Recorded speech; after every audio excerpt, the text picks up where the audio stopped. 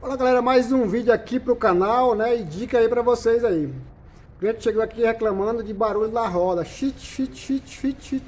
Veja bem aqui como é que tá esse cubo de roda, né pessoal. A tolerância disso aqui, ó, é em torno aí de 5 centésimos aí, né, tá? Olha só como é que tá isso aqui, ó, não pode, né pessoal. Ó, isso aqui não pode, esse cubo aqui não pode estar no carro, ó. Tolerância de... Aqui tá dando 20 centésimos aí de empena aí, ó. Brincando, ó. Tá vendo, ó? Não pode, ó. Beleza? Então aqui, ó, é trocar cubo, rolamento e disco de freio. Porque quando você coloca o disco de freio num cubo empenado, o que vai acontecer? Você acaba empenando o disco de freio, né? Porque o cubo tá empenado. Beleza? Então aqui, ó, diagnóstico aqui conclusivo, medindo com relógio comparador. Beleza? Então você vê aqui que tem um excesso de empena aqui no cubo, ó. Não pode, ó. Ó. Beleza?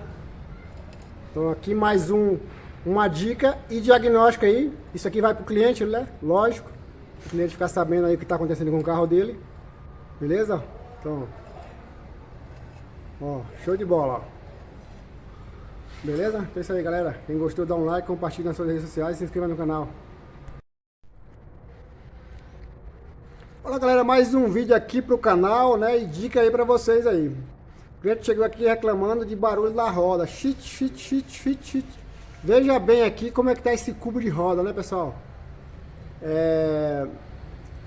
A tolerância disso aqui, ó, é em torno aí de 5 centésimos aí, né, tá?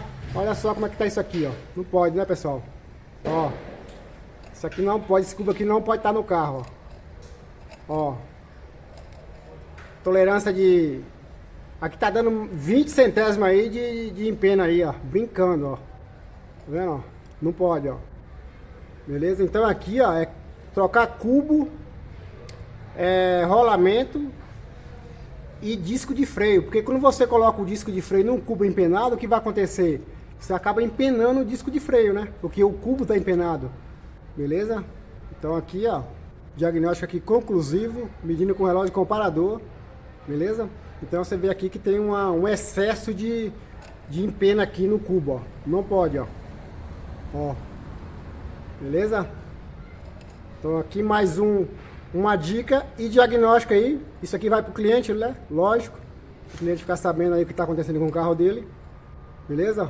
Então, ó, show de bola, ó.